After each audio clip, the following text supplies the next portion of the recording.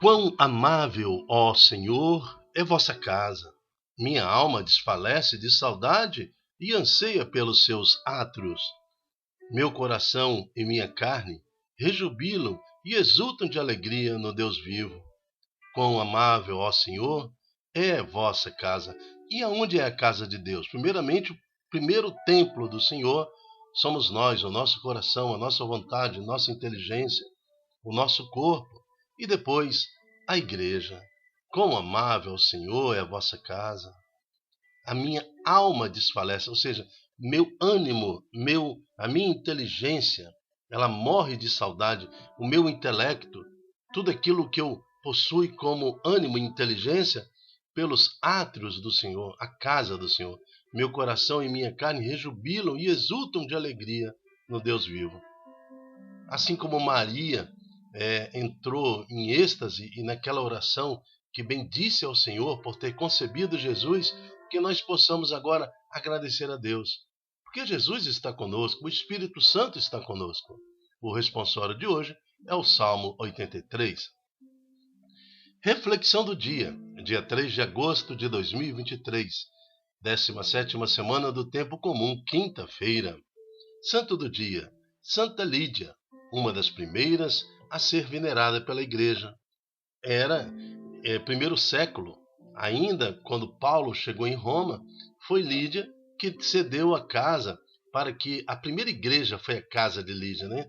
Então, a primeira igreja desta igreja constituída em Jesus Cristo, quando ele fala, Pedro, tu és pedra, e sobre esta pedra edificarei a minha igreja, né? A primeira igreja mesmo foi a casa de Pedro, né? Ali a casa de Pedro era onde Jesus se reunia e tudo mais. E depois, na Europa ali, foi a casa de Lídia, aonde nós vamos ver essa mulher com sua família, com seus filhos, com seu esposo, que acolhe aí os primeiros cristãos. Ali eles se reuniam, se sentiam protegidos, né? E foi crescendo a igreja. Santa Lídia, rogai por nós. Estamos reunidos em nome do Pai, do Filho e do Espírito Santo. Amém. Primeira leitura está em Êxodo 40, de 16 a 38. Naqueles dias, Moisés fez tudo o que o Senhor lhe havia ordenado. No primeiro mês do segundo ano, do primeiro dia do mês, o santuário foi levantado. Moisés levantou o santuário, colocou as bases da tábua, assentou as vigas e ergueu colunas. Estendeu a tenda sobre o santuário, pondo em cima a cobertura da tenda, como o Senhor lhe havia mandado. Então, ele tira a tenda do Senhor do meio do povo e afasta do meio do povo e dá um destaque grande, como se fosse a igreja como nós vemos hoje. Depois, tomando o documento da aliança, depositou dentro da arca e colocou sobre ela o propiciatório. E, introduzindo a arca no santuário, pendurou diante dela o véu da proteção, como o Senhor lhe havia prescrito. Então, a arca da aliança, que continha os mandamentos, a vara de Arão, tudo isso permaneceu até os anos 70, né? Até os anos 70 dos séculos atuais, depois de Jesus Cristo. Depois, com a destruição do Templo de Jerusalém, essa arca sumiu com tudo o que ela continha. Então a nuvem cobriu a tenda da reunião, e a glória do Senhor encheu o santuário. Moisés não podia entrar na tenda da reunião, porque a nuvem permanecia sobre ela, e a glória do Senhor tomava todo o santuário. Então, veja que é um santuário temporário, ainda de tenda, mas o Senhor se manifestava nela, indicando para nós que cada igreja, cada templo onde o Senhor se manifesta é um solo sagrado. O verdadeiro templo do Senhor, volto a dizer, é você, o seu coração. A igreja é formada por pessoas, mas também nós damos ao concreto, ao tijolo, ao cimento, né, que limitam aquele espaço que nós chamamos de santuário santo, onde o Senhor se manifesta. Então a nossa casa também, o edifício que você mora, ele também é um espaço santo. Por isso que você, pai e mãe, não pode deixar os filhos profanar esta casa, trazendo amigos, fazendo não sei o que nos quartos. A profanação do lar, você está entregando ao mundo, ao inimigo de Deus, um lugar que deveria ser santo.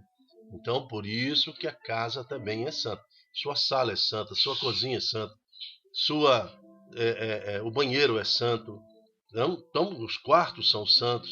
E você é o sacerdote com a sua esposa, com o seu esposo, que vai zelar pela santidade. Em todas as etapas da viagem, sempre que a nuvem se elevava acima do santuário, os filhos de Israel punham-se a caminho. Então era uma forma de Deus indicar que é hora de levantar acampamento. E nunca partiram antes que a nuvem se levantasse. Pois de dia a nuvem do Senhor repousava sobre o santuário, e de noite parecia sobre ela como fogo, que todos os filhos de Israel viram em todas as suas etapas. Palavra do Senhor, graças a Deus. Então de noite a nuvem brilhava conduzindo o caminho, e de dia ela ficava sobre o acampamento, sobre o povo, dando proteção da radiação do sol. Era a manifestação de Deus viva diante daquele povo que Moisés conduzia.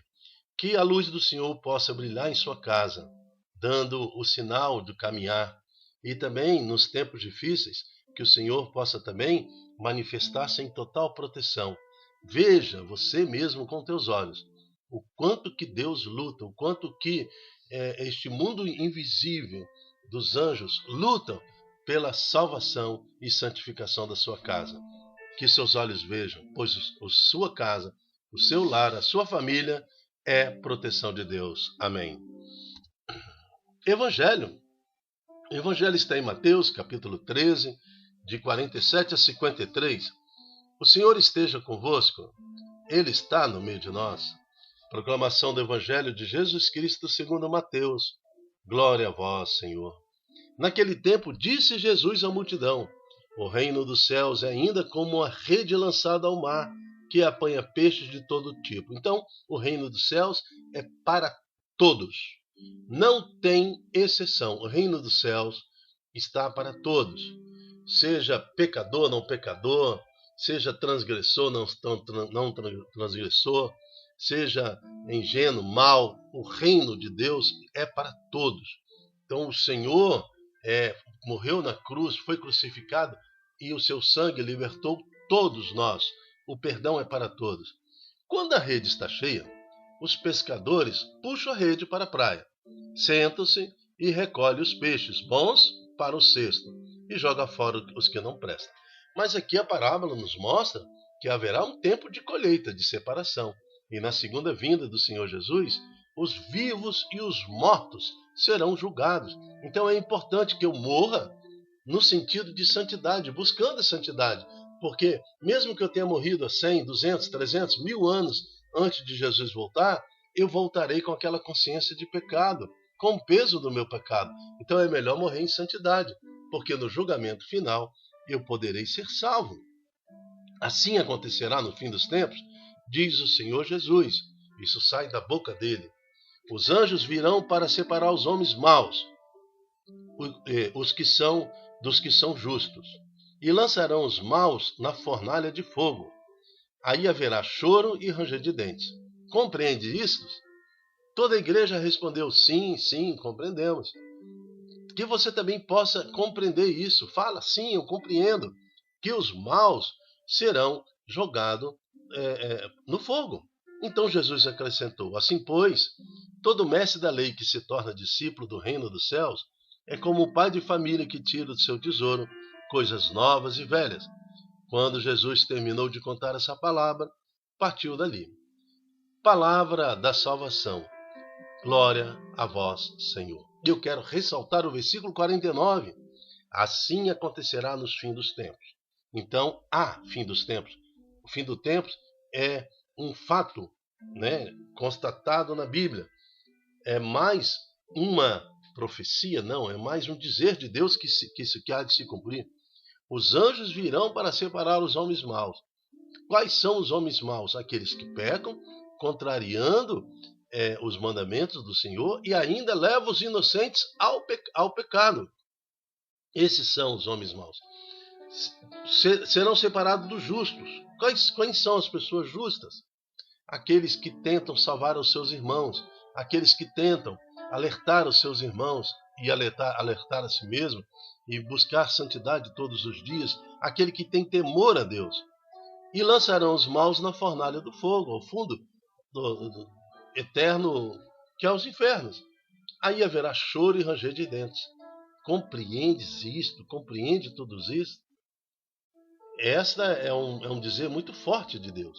Se a salvação é para todos, mas poucos se salvarão. Que você esteja entre os poucos, que a sua casa esteja entre os poucos. Mas para isso, nós precisamos resgatar mais e mais corações. Por isso eu quero te fazer um convite. Eu me chamo Dilton Góes, o nosso projeto chama-se É de Mim, Se Não Evangelizar. E o convite que eu te faço é para que você receba agora, hoje, a graça do profeta, a graça de ser justo. Como? Multiplicando em suas redes sociais, no WhatsApp de família da empresa, do bairro, né? Você pode evangelizar, pode resgatar almas através do Facebook, do Instagram ou a rede social que você achar melhor. Mas o importante é difundir a esperança, a palavra de Deus, para que muitos mais corações sejam resgatados em nome de Jesus. Amém. Até a próxima, se Deus quiser. Tchau, tchau.